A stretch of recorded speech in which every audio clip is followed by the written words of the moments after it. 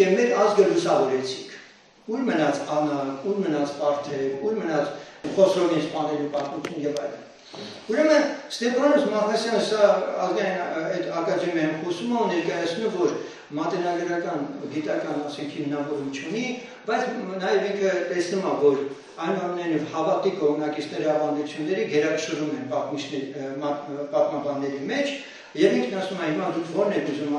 ավելի ընդունել գիտական մոտեցումը պատմական աղբյուրների նկատմամբ, թե ուղղակի ավանդություններով եք ուզում, այդպես ոնց որ ասած շարունակել։ Մի խոսքով մի կարճ ասենք, մի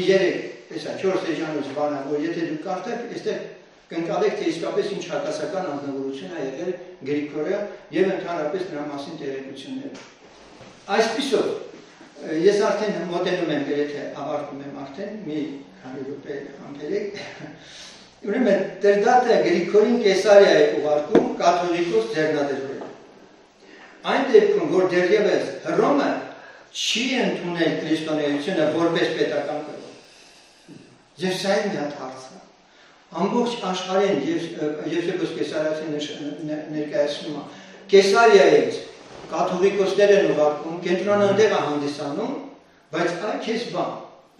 Ոնց հասկանանք, որ այդ բյուզանդական կայսրությունը անհոգ է, եթե ինչա տեղի ունենում իր կայսրությունում, հեթանոս կայսրությունը։ Ուրեմն սա մի հատ մեծ մութ, այդպես ասած պատմություն է, որը կարող է լուրջ ուսումնասիրել։ Այդ ինչ մի հատ երրորդ ուժ կա, որը կարողացել է Բյուզանդիայի վրա ազդել եւ ընդհանրապես աշխարհաքաղաքական առումով վերահսկել քաղաքական պատմությունը ժողովուրդների պետությունների, որ քրիստոնեությունը պետական կրոն հռչակելու, վարդապետական նոր համակարգ սկսելու 4-րդ դարում սկսում է շքերթ աշխարհում մեկ։ Ուրեմն հասկացվում է, որ մի ծածուկ ծրագիր է այստեղ գործել, եւ դա հասկանալի է ինձ համար, թե ոնց է դա եղել։ Անկամ ես դա եմ, ասենք, փորձել հասկանալ եւ դարձյալ ինձ օգնել է Սուրբ Գիրքը։ Թե ինչպես է դա իրոք քրիստոնեությունը մաքուր անավարտ եկեղեցու կյանքը վերածվել կրոնի։ Ես արդեն քիչ առաջ խոսեցի այդ մասին, որ Կապադոկիան հենց այնտեղն է եղել, որտեղ այն դարբնոցն է եղել, որտեղ քրիստոնեությունը որպես կրոն սկսել է ձևավորվել, եւ հիմա ես կուզեի, որպեսզի նորից մենք անդրադառնանք մի հատ Պողոս Առաքյալի գործունեությանը, թե ինքն ինչ գործունեություն էր ծավալում։ Երևի դուք Սուրբ Գրքի շրջանակներից նկատել եք կամ անցել եք հպանցիկ, շատ քիչ եք այդպես բախումը 12-ի եւ Պողոսի միջև նկատել։ Բայց դա փաստ է։ Դա փաստ է, որ իրականում երբ որ մենք նայում ենք, թե Պողոսը ինչի դեմ է պայքարում, օրինակ թլպատության արետան, չէ՞։ Անընդհատ հրեականությունը, հուդայիզմը փորձում է տեղ զբաղեցնել քրիստոնեական համակարգի մեջ։ Եվ երբ որ Պողոսը Երուսաղեմ է գալի, աշակերտներն իրան ինչ են ասում։ Տեսնում ես եղբայր, ինչքան բյուրավոր հավատացյալներ կամ փարիսեցիների աղանդը։ Հիշում եք, չէ՞ այս բյուրավոր դա նշանակում է ոչ թե 10,000, այլ 20,000։ Այդ ժամանակից սկսած արդեն փարիսեցիական խավը այնքան է ներս մտել եկեղեցի, որ իրենք կարողացել են դոմինանտ դառնալ։ Երբ Պողոսի հետքերով կրնկակով գնում են ու ասում՝ «Միջև չթրպատվեք, չեք փրկվելու»։ Դրա համար հարկ է լինում գալ, որպեսզի մի հատ ժողով անեն եւ հաջողվում է Պողոսին այս հարցը լուծել, չի հաջողվում։ Հասկանում եք։ Այսինքն նա չէր կարող դա լուծել, բայց նրանք ովքեր որ տիրոջն են եղել, աստիճանաբար իրանք լքում են այն եկեղեցիները, որտեղ փարիսեցիությունը արդեն սկսել է քրիստոնեությունը կրոնի վերածել։ Այսինքն ստացվում է ասենց, որ նրանք բոլոր տեղերում են եղել փարիսեցիները եւ մշակված ծրագիր են արդեն ունեցել, վարդապետություն են ունեցել, որը մատակարարել են բոլոր համայնքներին։ Իմ հեշտակած Կապադոկիայի հрьяաների մասին ես փորձեցի իմ այս վարկածը հիմնավորելու համար ուսումնասիրեմ, թե իրապես Կապադոկիայում փարիսեցիներ եղել են, թե չեն եղել, քարոզիչներ եղել են, թե չեն եղել։ Հրեական աղբյուրները ուսումնասիրելուց հետո Թալմուդում հանդիպեցի 20-ից ավելի հիշատակություններ, թե հրեաները Կապադոկիայում ինչպիսի գործունեություն են ծավալել։ Եվ ահա ձեզ օրինակ, թե ինչպես է ձևավորվել քրիստոնեությունը որպես կրոն։ Պատկերացրիք, չէ՞ արդեն։ Ուրեմն սրանք դոմինանտ լինելով ամենուր հաստատել են այդ նոր կրոնը եւ պարտադրվել է բոլորին աշճանաբար։ տարբեր եղանակներ։ Իսկ եթե ուզենաք իմանալ, թե վերջապես քրիստոնեությունը Հայաստան ոնց է մուտք գործել, ես այսօր երևի աստել չհասնեմ դրա մասին խոսեմ։ Այն ձերքի տակը Բեյրութում, ասենք, Հայկազյան համալսարանի դասախոս Խրլոպյանը, որը խոսել է քրիստոնեությունը Հայաստանում 1-ից 4 դարեր։ Ես այն ժամանակ ես այս հոդվածի իր նամակագրությունով իրանից եմ անձամբ ստացի 99 թվին Շվեդիայում սովորելու ժամանակ։ Շվեդիայում Արենելունդում առաջին հայ ուսանողն էր, դա ասեմ։ Եվ ինչ է ստացվում, ես նամակ գրեցի իրեն, ասեցի, որ ես նյութերով եմ զբաղված, ինքը ինձ ուղարկեց այս հոդվածը։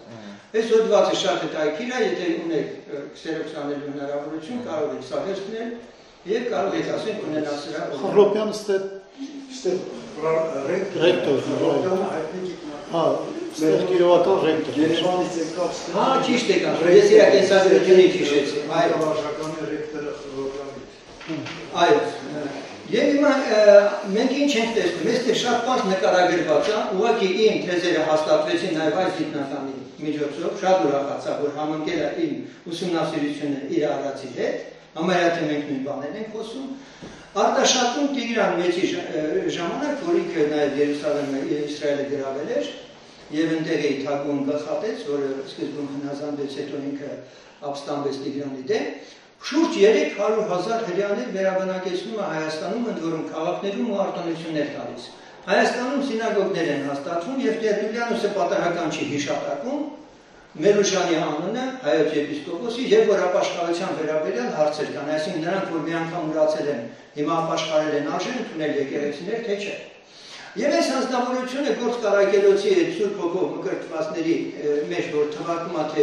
ովքեր են որտեղից եկել, այնտեղ հրեական բարի փոխարեն տրամաբանությունը հուշում է, որ պետք է Հայաստան աշխարհագրորեն որ նայում ենք։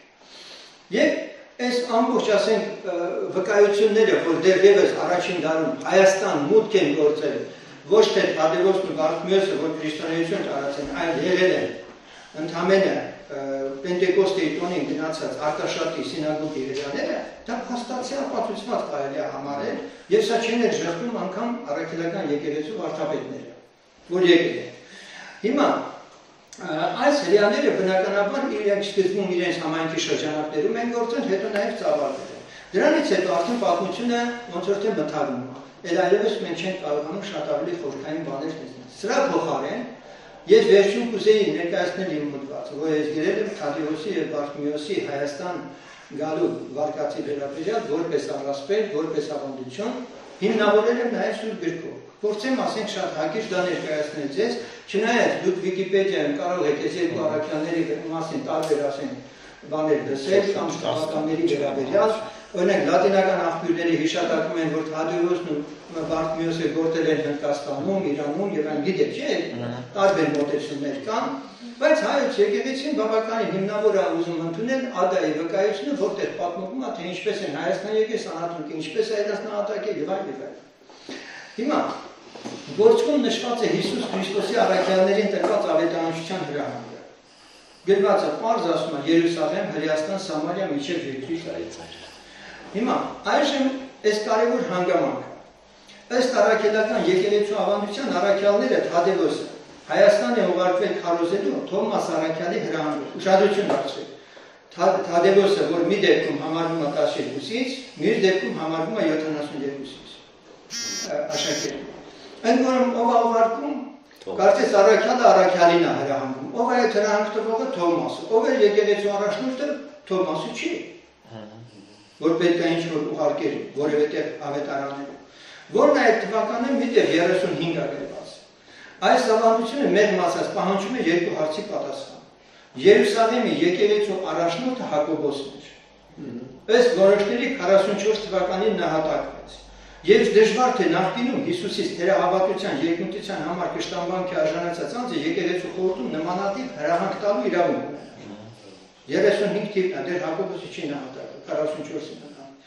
Ստեփանոսի կարգոծումից եւ նահատակությունից հետո, երբ հավատացյալները ցիրության եղան, իսկ դա մոտավորապես 37 թվականն էր, առաքյալներից ոչ մեկը չի լքել Հրեաստանը։ Հասկացա ժամանակագրությունը։ Ավելին անգամ մինչև 49 թվականը Մինչև 49 սա անձամբ իմ մոտ հետազոտություն։ Մինչև 49 թվական դեռևս բոլոր առաքյալները Երուսաղեմում են։ Ինչից ենք իմանում։ Սուրբ Գրքում թվականն եմ ասում։ Ինչից ենք իմանում, որ դեռ տեսեք 35-ին չէ իբր եկել առաքյալը Հայաստան։ Բայց մինչև 49 թիվը առաքյալներից ոչ մեկը Երուսաղեմը չի լքել։ Ինչից ենք իմանում։ Որովհետև առաջին ժողովը 50 թվականին է եղել եւ գրված առաքյալները հավաքվեցին այս բանի համար լրիվ այնտեղ պակաս մարդ չկար այնպես որ երկրորդ վարկածն որ Բարթիմեոսը 44 թվականից սկսյալ Հայաստանում է կարելի նույնպես չի դիմանում քննադատությանը այսինքն սա ժամանակագրով է հատկանշական է որ այս 44 թվականին գլխատվել է Զեբեդեոսի որդի Հակոբոսը երբ Երուսաղեմում սարսափելի հալածանք սկսվեց Ստացվում է, որ այդ ժամանակ Բարթիմեոսը Հայաստանում է եղել, ինչը անհավանական է։ Հաջորդ կարևոր հանգամանքը ևս Գործ 15:23-ում առաջին եկեղեցական խորհրդի մասին կարդալով իմանում ենք, որ առաքյալները բացառությամբ Հակոբոսի մասնակցությամբ ժողով են հրավիրել։ Եվ սա էլ մեկ անգամ ևս վկայում է, որ Բարթիմեոսը չէր կարող բացակայած լինել, ինչպես ասեցի, Երուսաղեմից։ Եվս մի զորավոր հաստատ, այն որ հեթանոսներից առաջին դարձի եկածը Կորնելիոսն էր, մենք ճանապարհին խոսել ենք այդի ոչ մեկի մոտ կասկած չի հարուցում եւ դա տեղի ունեցել մոտավորապես 40 թվականին։ Այդ դեպքում հեթանոս Հայաստանը Սուրբ Գրքի վկայությանը հակառակ առաջին հեթանոս երկիրն է եղել, որը ընդունել է Քրիստոսին, քանի որ ըստ առաքելական ավանդության Թադևոսը Հայաստան է եկել 35 թվականին։ Ստացվում է, որ Պետրոսը շատ պարզ ասեց, որ հեթանոսներն առաջին անգամ խոսքը լսել են Իրանից, որ ինքը գնացել է Կորնելիոսի տուն։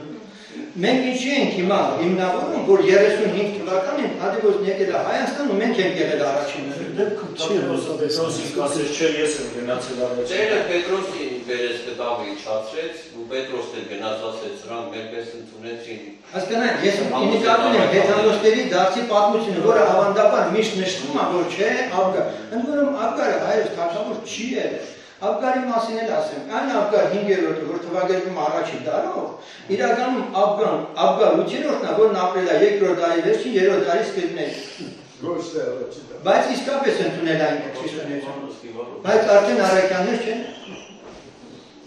Տեսեք ինչպես են հետ այդ մասին ես չեմ այդ աշխատությունը գրել, ես այստեղ մի շատ ավանդություն արել է հիմնովին մոտս։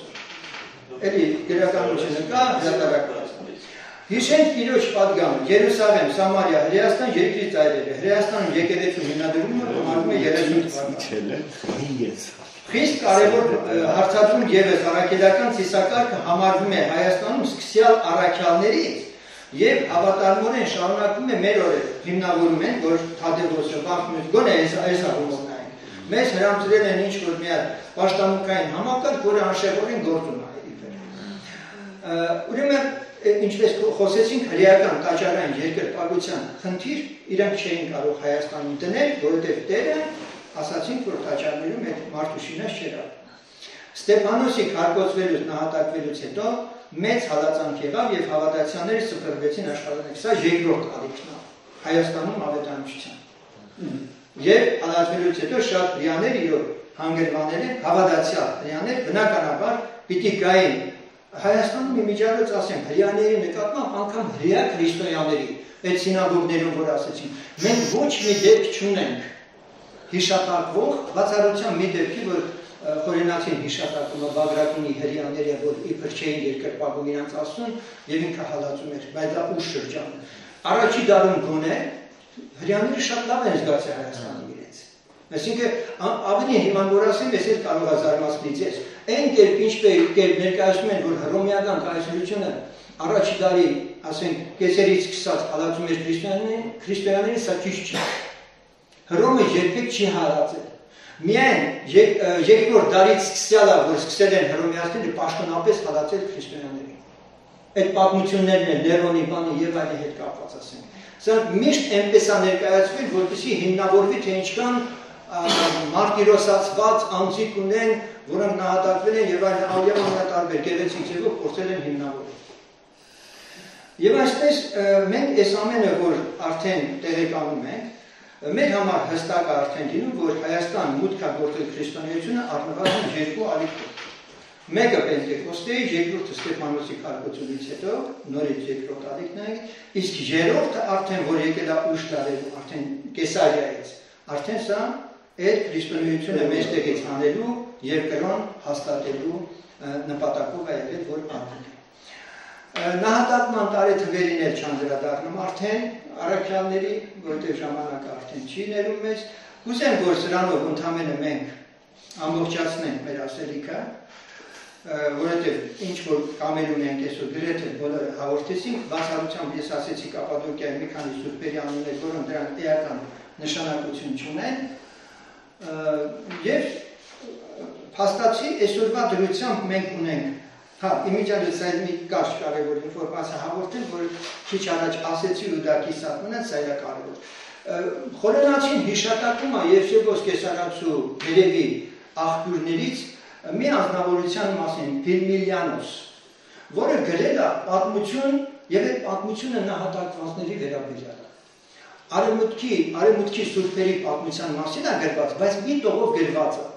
որ Հայաստանում էլ քիչ նահատակներ չկային, ասենք 1-ից 3 դարերի մասին է խոսքը։ Եվ Խորենացին սա հպանցի գրում ու անցնում է, որը սա էլ է լատինական աղբյուրներից հիմնավորում, որ մեր երկրում առողջ եկեղեցի է եղել, որ միշտ հալածանքի է ենթարկված եղել։ Երկրորդ կարևոր հանգամանքը, որ ասեցի, որ երկու կուսակցություններ սկսում են արդեն պայքարի մեջ գնալ, ալբիանոսների եւ Գրիգորյանների, այսինքն Գրիգորի տողի ներկայացների, դա նա է, որ ալբիանոսները նախ ասում ովքեր են եղել, Տուրուբերան նահանգ, Տարոն, երևի պատմությունից ծանոթ են։ Եվ հենց այստեղ հայկի գերեզմանն է եղել։ Եվ հենց այստեղ է եղել մեր հին հայկական թագավորական քահանայության սուրբ օրենքների, այդպես ասած, տարածողների հիմնականում քահանայական կաստան։ Հետագայում, երբ որ աստիճանաբար արդեն մենք հեռացանք մեր այն կարգավիճակից, որ Աստված դրել էր, քրիստոնեության ընդունման հետ կապված Տուրուբերանի, Տարոն, Գավառի, այդպես քրիստոնեությունը լրիվ մի հատ ուրիշ պատմություն է դառնում։ Եվ այստեղ հայկյան զարմի սերունդները աղբյանոսներն են, որ արդեն սկսում, նրանք 6-ը կաթողիկոս են դրել, իմիջիալից այլ ասում։ Եվ սրանք փաստորեն պայքարում են, որպեսզի քրիստոնեությունը մեր ազգի մեջ անկախանա ուրիշ եկեղեցիներից եւ պահպանվեն որպես հայկյան սերնդի շարավիներ։ Արշակունիները մինչև վերջին հայկազնների նախահայրական տները ոչնչացնելու քաղաքականություն ձեռնարկեցին եւ այս գործում մեծ գործարար է Աշակ երկրորդ։ Եվ վերջապես մի այսպիսի հարց ինչպես եղավ, որ 301 թվականին մենք ընդունեցինք քրիստոնեությունը որպես պետական կրոն եւ մոտ 87 տարի հետո Հայաստանը բաժանվեց Պարսկաստանի եւ Բյուզանդիայի միջեւ, մենք չօրհնվեցինք, այսպես ասած։ Այդ միջանկյալ էտապում տեղի ունեցել ահռելի դաժան սրբապղծություններ մեր երկրում։ Աշակունների Տիրանի, Աշակ երկրորդի այս արքաների ժամանակ, որ ներս է սրբանը կաթողիկոսները գրում են անդադար դրանց մասին, Պաստոսը դրանց մասին շատ է գրում, եւ պարզ հասկացվում է, որ կրոնաքաղաքական պայքարն առաջին պլանում է գտնվել, քան մեր Աստծո առջև սրբակենցաղ կյանքով ապրելու, քրիստոնեական կյանքով ապրելու, ասենք խնդիրը։ Եվ մենք այս ժամանակից սկսած պարակված, մինչև այսօր էլ ասենք պարակված ենք։ Այստանով ուզում եմ անել։ Շնորհակալ